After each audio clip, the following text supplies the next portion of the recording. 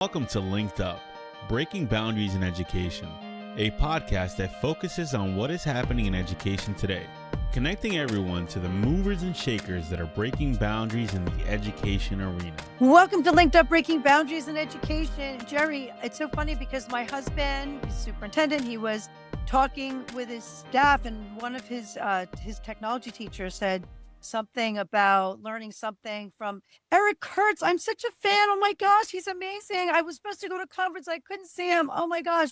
And my husband said, oh yeah, he's going on my wife's podcast, like kind of like no big deal, braggy. But yeah, but we're just as excited here too. So very happy for our guest today. I want to add to your story. Okay. So Eric was in Kansas a couple of weeks ago, and he was giving the keynote, and he absolutely had a fangirl section. There were like 6 or 8 of us that were his fangirls, and we were cheering him on. And afterwards, we were talking about his keynote. And I have a really high compliment for you, Eric. Okay. Yes. My daughter said, the chaotic world that we live in and all that's happening, she said Eric was a breath of fresh air because he has this he doesn't get upset. And he's, his presentation had such a deep message, and he made you feel relaxed for a few minutes. And it made us kind of forget about that chaotic world outside. You have a way of calming people down. I don't know if you knew that. I'm glad to hear that. That's great. I think I've always said that anything I bring to my presentations and trainings is because of my previous life as a math teacher. I taught middle school math, and Me too. it's like, that was the trial by fire. If you can convince, middle schoolers that fractions are important and you can manage, that environment, then you should take those skills and apply them to adult education as well. So, you try to make, you try to make things engaging, and you try to meet people where they're at.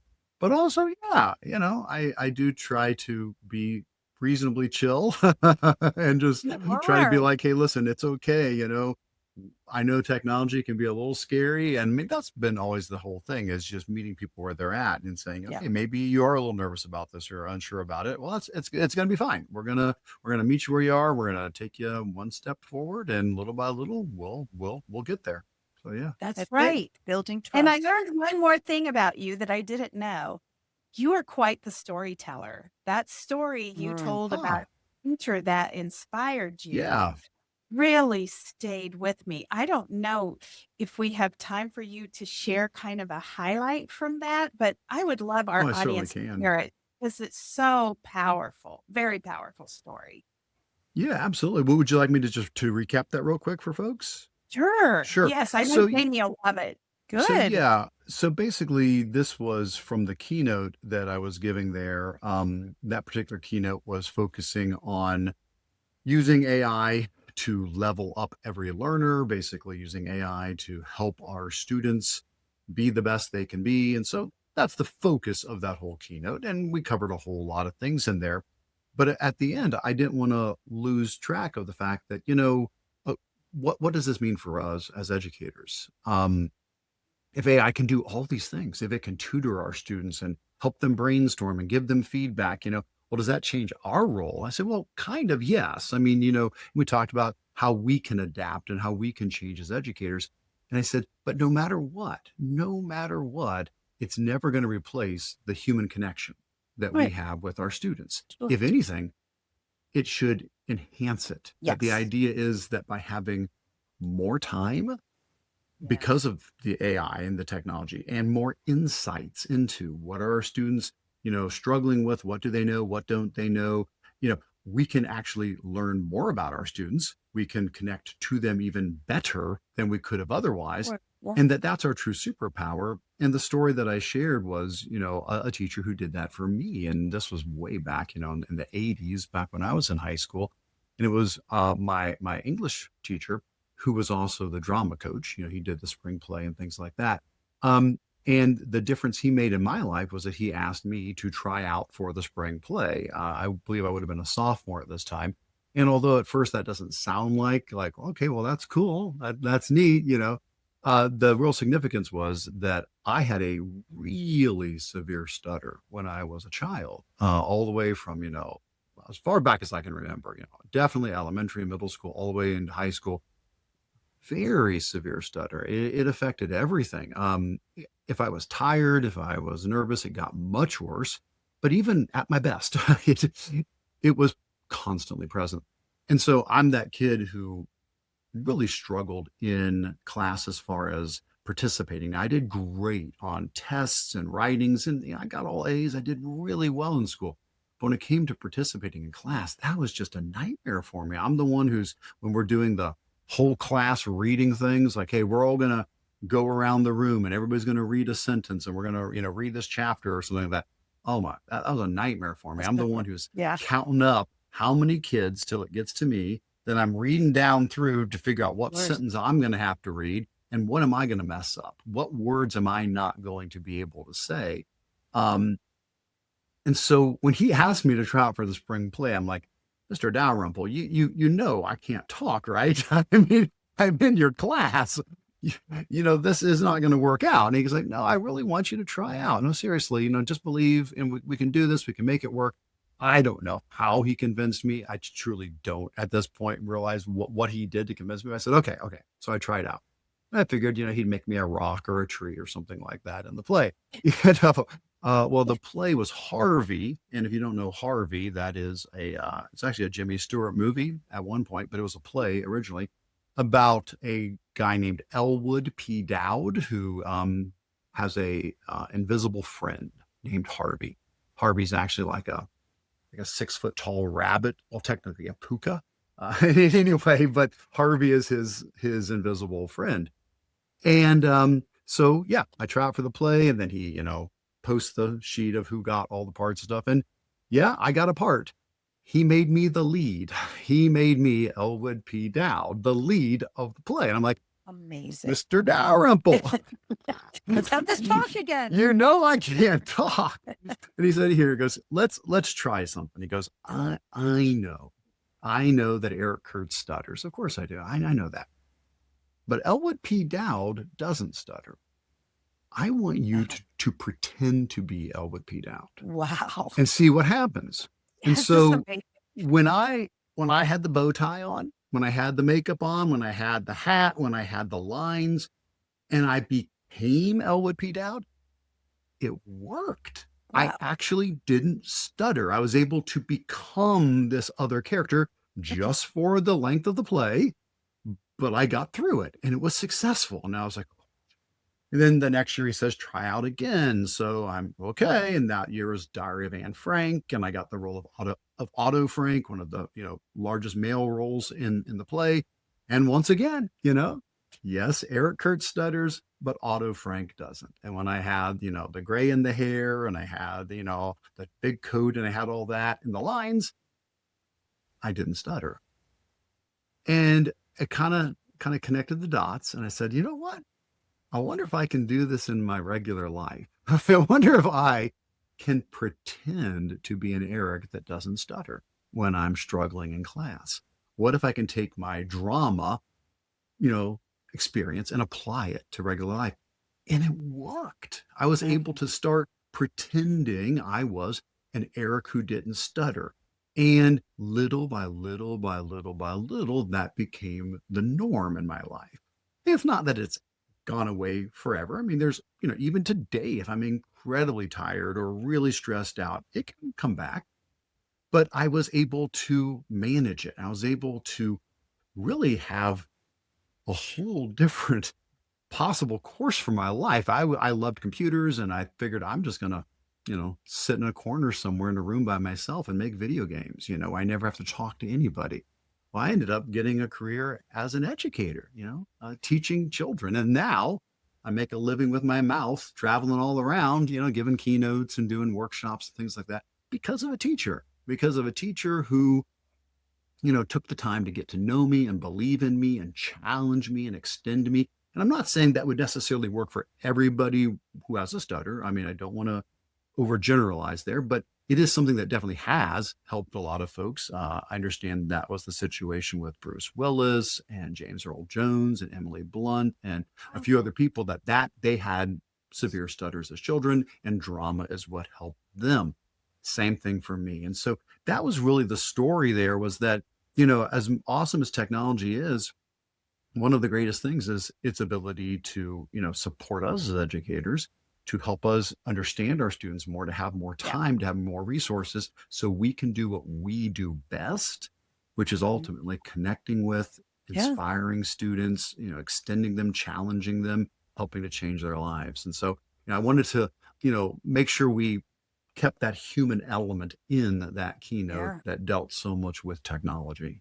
That's amazing. That really is amazing. Great story. About building relationships. It's what it's all about. And that's Mhm. never going to change. So Right. I love that you made that central to your keynote. And it certainly, I'm sure, as Jerri said, was inspiring in person, but it definitely was inspiring here too. Really fabulous. Thank you so much for sharing Oh, that. you bet. Absolutely. And as Great. educators, I think we see things in kids that they don't yet Yeah. see in themselves. And when we can take the time to bring that out in them and encourage them, it can change the entire trajectory of their life. And that is so important. Absolutely. So true. Yes. So true. Well, thanks for sharing that. That was You a bet. great way to start the podcast today. Go ahead, Jamie. Well, I want to hear it all. I want to know. So you're doing keynotes, you're doing workshops, and we know that AI is front and center. But what else are you seeing, and what twist might you have when you're doing keynotes or workshops with AI? What are the trends? We're looking at here? Well, I mean, we definitely are moving forward, which is exciting. If you go back over the last few years, at first, most of the workshops, most of the breakout sessions, most of the keynotes, it was about what is AI, Right. and AI is not here to take your job, and AI is your assistant, AI is your helper. It was all Kids are about, cheating with it, so well, how do we get around that, right? well, Hopefully. that came quickly. You're right. The first yes. wave was all about just what is AI and how can you use Yeah. it to help you in your daily stuff. And then you're right. Then came the wave of Yeah. kids are cheating with it. What do we do Yeah. about that? And so Yeah. I do a lot of trainings on those kind of things. We're getting deeper though now. We're starting to have enough, what are we, about 3.5 years into the AI era, where enough people know about it, enough people have started to deal with it, that I'm getting less requests for trainings that are that introductory sort of a Yes. thing. Right. And so I typically do 3 keynotes. The first one deals with the basics of what is AI and how it's your friend and all that kind of stuff. The second one was the one that I did, that we just were talking about. That's the one called Level Up Every Learner with AI. And it is about the shift from just looking at AI as a tool to support teachers to ultimately this needs to be a tool that is being used by students to help support and extend our students. And how can that be done through personalized learning and feedback and all of these kind of things? So I'm seeing that shift, that we're moving away from just let's focus on teachers to we got to start getting this into the hands of our kids. And then the third keynote that I do is kind of the next evolution of that. That one's called Your Brain on AI, Moving from Crutch to Catalyst. And in that one, it's about, okay, now we understand all this. We've got AI, we're using it, the kids are using it. Are we using it appropriately? Are we using it in a way that is helpful? And that one is all based on the MIT study from last summer, where they were looking at the potential negative impacts of AI on the human brain. And it's a really, really important topic to talk about because on one hand, it can hurt if used wrong, in the sense that what happens is we over rely on it. Yeah. We turn cognitive offloading, cognitive deficit. We basically become lazy, and we, give this stuff over to the AI, and we notice creativity dropping, critical thinking dropping, that kind of stuff. But the thing is, a lot of folks, when they when, that got reported in the news about that MIT study, they kind of stopped halfway through. They didn't read the whole study. I said, I don't think Yes. they did, because there's more to it than that. It's not just about how if a human is using AI, they might do worse than a human who's just using their brain, which that's the first part of the study. But in the second part, to overly generalize it and simplify it, is they went further and they said, well, what if we now switch places and we have this, the AI group now can only use their brains, the brain Right. group now gets to use the AI. And what they found was the group that started with their brain only and then later added AI, they did better than everybody. Yeah. They Yeah. did better than even just the brain only group. And the idea was, in the end, the problem wasn't the AI. That's not the problem, because here you have humans Yeah. using AI doing worse than everybody and humans using AI doing better than everybody. It's not the AI that's the problem. It's how we're using it. It's that if you just go to the AI and say, hey, I got to write this paper, help me write this or help me brainstorm or whatever, and you're just kind of just letting it run the show, yeah, you're not going to be very engaged. But if you go to the AI with something already, you've done brainstorming or you've done an outline, you've done research, you've done a rough draft. If you've put in some kind of work separate from it, then when you go to it, you have something for it to challenge, something Yeah. for it to extend, something for it to give you feedback on or something like that. Yeah. And then it still doesn't end then. Then you need to also take whatever it gives you and reflect on it and say, okay, so what do I think about that? Do I want to incorporate that or not? What parts do I like? What parts don't? All right. Now, this is called all kinds of things, human in the loop, human AI sandwich. I call it wrestle, wrap, reflect. That's my framework, the way Okay. I make sense out of it. Wrestle is what we need to do first, that educators and adults, or educators and students, we all need to first wrestle with whatever it is we're trying to accomplish, whether it's a student doing a math problem or it's us developing a new PD session, whatever it is, we all need to wrestle on our own first. And then comes the wrap, the rapport, the time when we chat with the AI. And that's when we bring it our stuff and it challenges us and it extends us and we build on top of it. And then wrestle, wrap, reflect. We then reflect on it and say, okay, well, what pieces am I going to keep and how am I going to incorporate them? And that just needs to get woven into all of our assignments again and again and again, because if we don't, human nature is going to take over and we're just going to take the easy way out. Yeah. But if we build it in where it's not, here's what I tell, when people are worried about students cheating, I do a whole lot of training on that kind of stuff. And I tell them right up front, guys, I am not here to tell you how we can stop them from using AI. We're not here to tell you how to shut this down. That's not how we're going to address cheating. I want them using AI, but I want them using it in intentional ways that you have built into the assignment, where they are documenting and reflecting and reporting on it every step of the way, and it's elevating them in this wrestle, wrap, reflect system. So that's what I'm seeing. I'm excited about that. We're starting to move into much more mature conversations now as to what does this really look like in the classroom and in our lives. That's good. I love the moving forward, moving past the cheating concept, moving past the cognitive offload, because it's not going anywhere. So how do we use it with intentionality? It's always pedagogy first.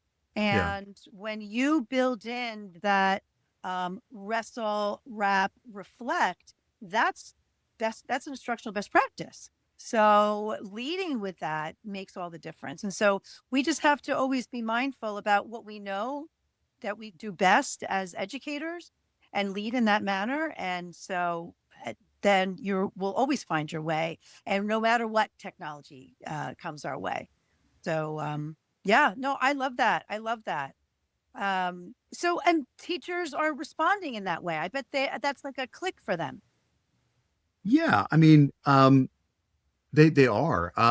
Yes, there's still concerns and fears, and I get that, but it's, I think, a necessary mind shift that is going to really make a big difference in the classroom, where we're not trying to fight that impossible battle of how do we stop cheating? How do we catch them? How do we do whatever?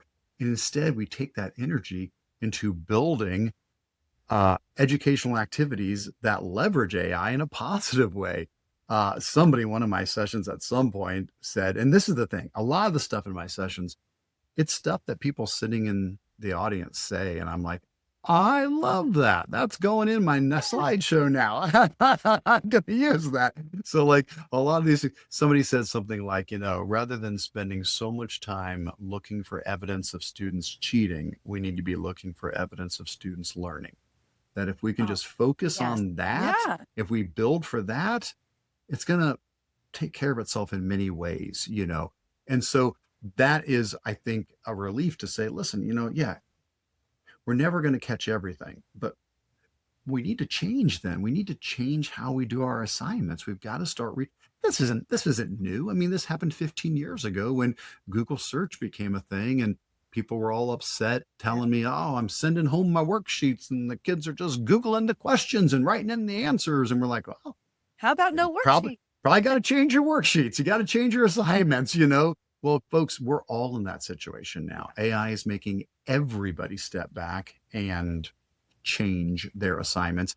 But that can be a good thing. It's a good it means disruptor. We elevate. We elevate the rigor. We elevate, the outcomes. We elevate the students' engagement by doing that. And we've seen from the MIT study that if you do it right, and that's the thing I tell them, guys, if all we're going to do is block AI and stop it, well, then we're never going to get above humans using just their brain on their own, which was better than some of these other options, but we'll never get to that option where it was the humans using their brains and then adding the AI, and they actually achieved higher. It's like we're settling for less, that's not it. Yeah. Okay. We got to figure out ways to reduce the negative use. Yeah.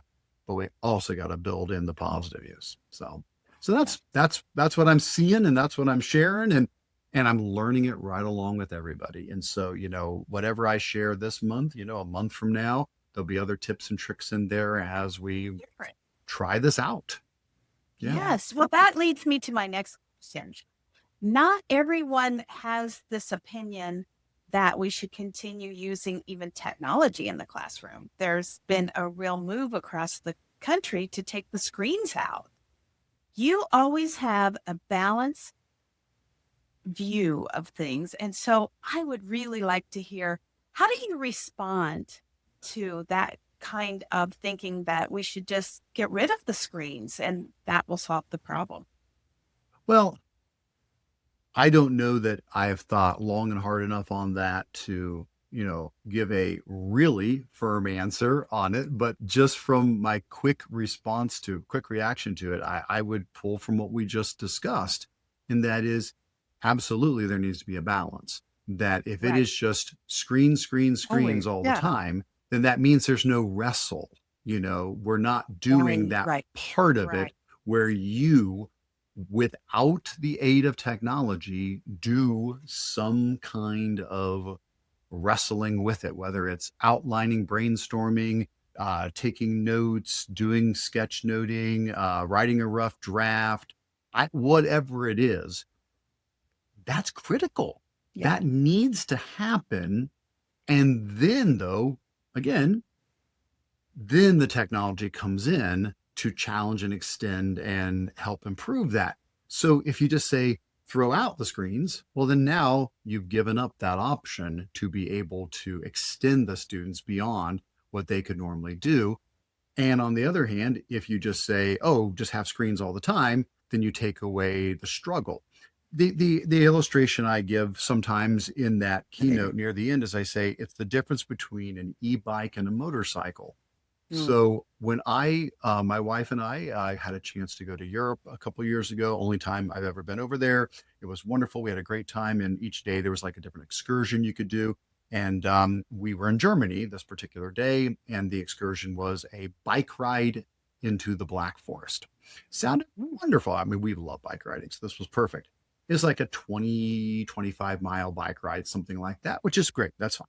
Well, they gave everybody e-bikes, and I had never been on an e-bike before, so this was kind of new to me. But if anybody's listening that doesn't know much about them, it's basically just a bike with a battery on it. So you got a battery, and then there's a knob on it. So you don't need to use it. You can just ride the bike like normal. But if you want, you can start turning this dial from 0 all the way up to 10 eventually, where you're giving more power from the battery to the bike to help assist in the pedaling. And that's great. Okay, so fantastic.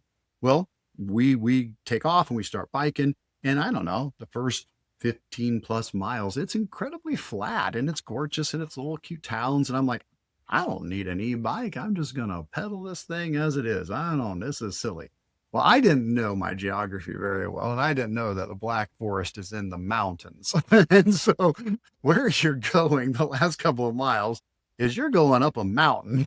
And so as we got, past mile 15, whatever, start getting deeper, you go, maybe I will turn this on a little bit. So I start popping it up till, 1 or 2, and it's like, lift to a 4 or 5. By the end of this, I got this thing on 10, like, does it go any further? But we made it somehow. I mean, we get it. It got us to the very end, but the last bit of power, we made it up, got to the top of this thing, and it was awesome.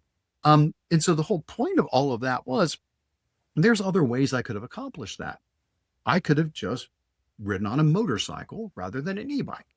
I could have jumped on a motorcycle and we all could have just gone right into the Black Forest and gotten there. And there's nothing wrong with that. If your goal was to, in the shortest amount of time, get from one place to another, and that's it. That's not a bad thing. There's nothing wrong with that.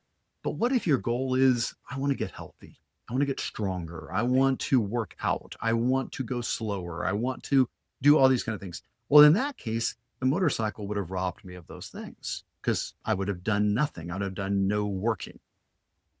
So in this case, I got to use a tool where I got to put in all the work I could do. And then, folks, I couldn't have made it on my own. I know that. I would not have made it to the top of that mountain on my own. I was able to do everything I could do. And then the technology stepped in and took me further. Yeah. It helped me go beyond what I could do on my own. And that's the idea. We need to look at our assignments and say, what's the point of the assignment? What are we trying to accomplish? Does using AI, does using technology rob the student of that accomplishment? If so, well, that's not good.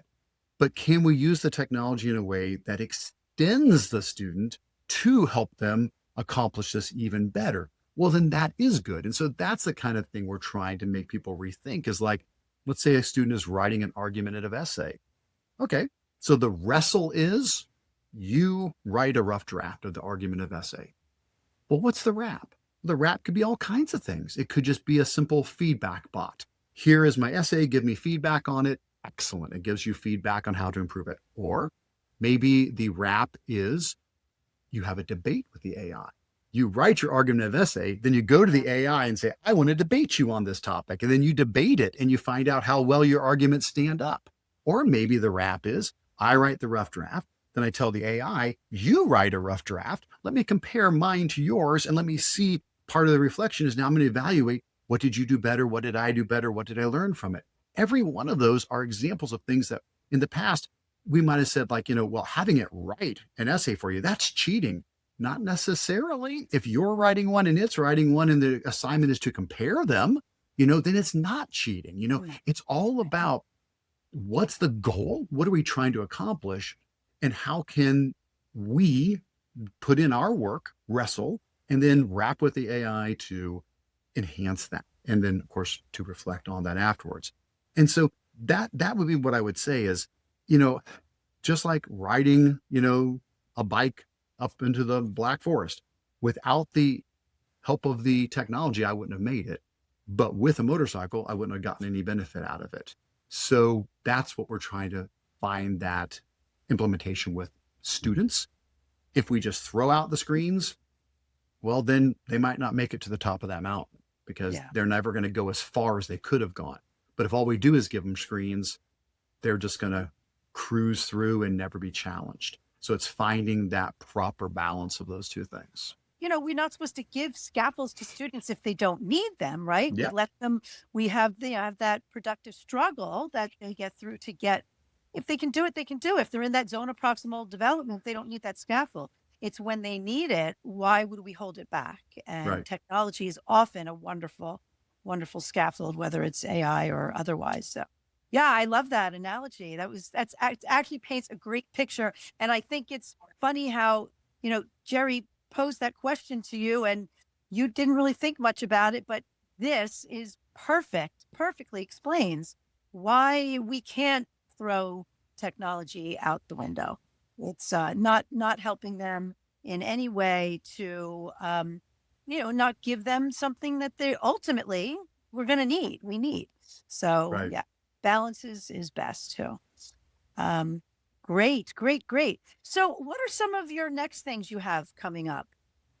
Well, I mean, I've got loads and loads of PD, so I mean, that will always be the case. I mean, as I, look forward to the coming months, yeah, I've got conferences all over the place. I'm taking off very shortly here for Michigan. I'm going to the McCall conference, which I love. It's a fantastic conference. But then, yeah, looking ahead, I mean, all kinds of stuff. I'm at the NETA conference, which is out in Nebraska. Of course, got ISTE coming up this summer. I mean, I just dozens and dozens and dozens and dozens of conferences there. That's always going to be the case. But what I'm mostly focusing on nowadays, what I'm excited about, I've got a new website called EduGems.ai, like spelled edu, EduGems.ai, and that's all about Gemini gems. And so that's been a real exciting thing for me to be plugged into ever since Google allowed schools to share gems, which was something they Yeah. only turned on back in September. I'm like, oh, this is awesome. Not only can we create gems, which are basically, if somebody doesn't know, they're just saved prompts. Basically, you create a prompt and tweak it a little bit and you save it as a gem so you can just reuse it anytime you want. Well, that was nice.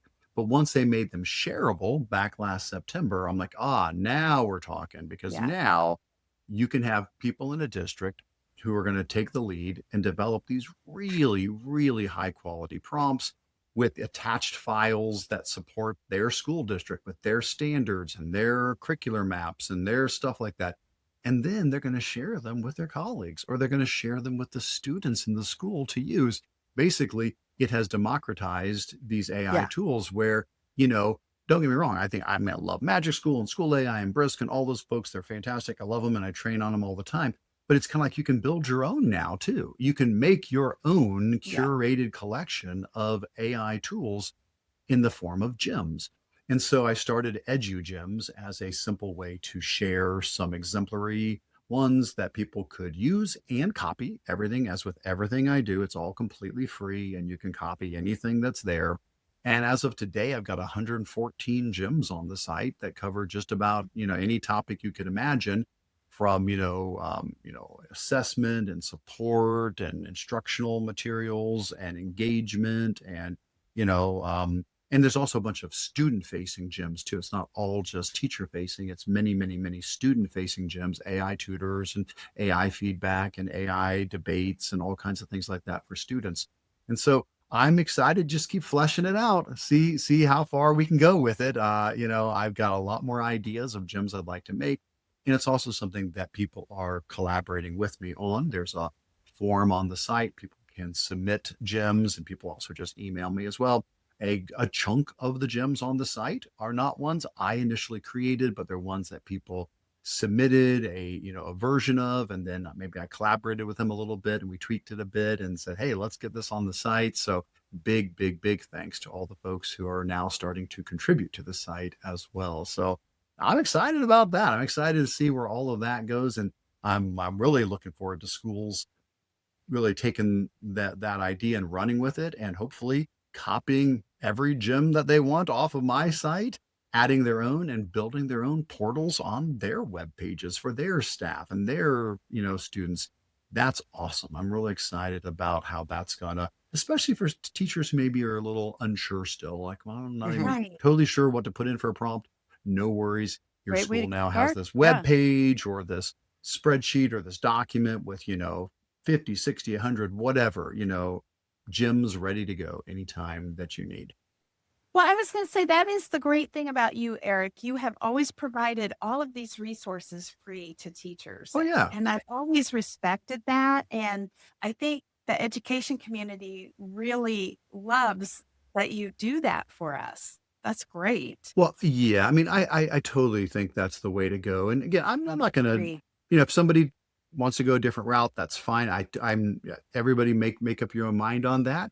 That's totally fine. Right. But I really am all in favor of sharing for many reasons. I mean, one is I want to reach more people. I mean, it's one thing to say, okay, I made this really, really cool activity. I'm going to put it behind a paywall and 1,000 kids are going to get influenced by it. Or I'm going to put it out for free and 10,000, 100,000 kids are going to get impacted by this. So part of it is just, trying to reach more people.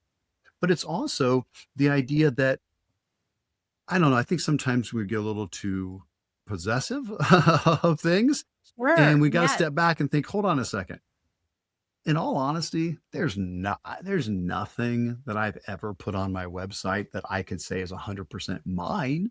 I got Right. inspired by somebody. I saw Yeah. something cool. I heard a neat idea. I'm like, oh, well, this is my twist on that. This is my take on it. Well, cool. You do your take on it now. So here it is. So I release everything under a Creative Commons license. So anybody can copy, modify, adapt, distribute any way they want. So take it, put your own spin on it and do something with it. Cool, and build on it. Yeah. And I think that helps. I wish everybody did that. If we all just gave a little bit, that's how we help each other. And so I'm Yeah. trying to lead by example in that and trying to encourage more people just to, if you think, oh, my stuff's not that great. No, mine isn't either. Just put it out there. It's good enough.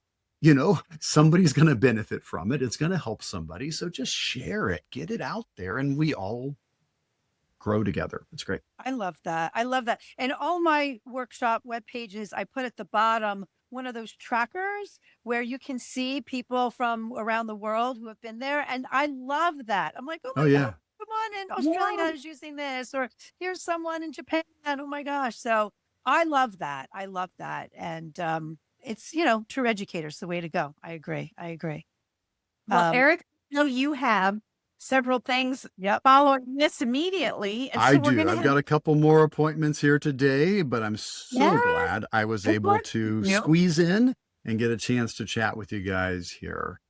We're so Yes. glad. So Honored. would you tell people where they can find you online? Sure. I run the website controlaltachieve.com. That's the easiest place. That's where everything's at, controlaltachieve.com. That's the blog. You're going to find all my webinars there. I've got an AI tab. I've got a newsletter tab, which is probably honestly the easiest thing to do. Just go to Control Alt Achieve, click on the newsletter tab, drop your email in there. I send out a newsletter 2 or 3 times a month, so you're not going to get overwhelmed by them. And it's just basically, here's all the new stuff on the site since the last newsletter and some cool resources I came across. So that way you don't have to remember to go back to the site. The site comes to you. That's probably the easiest way to do it. Smart. And then, of course, I got the new EduGems website as well. So that would be, but Control Alt Achieve is the hub from which all of these things branch out. And you can get to all my stuff there. I've got a contact tab on that site if you want to find like all my socials and stuff as well. So that's all there. Perfect. We'll put that in our show notes. You got it. Well, and thank you for spending time with us today. We appreciate it. Enjoyed the stories and the illustrations, the examples. It was great. Well, thanks for having me, guys. I really appreciate it. And thanks for all that you do. Thank you for listening. And if you would like to stay linked up, be sure to follow us on Apple and Spotify and subscribe to us on YouTube.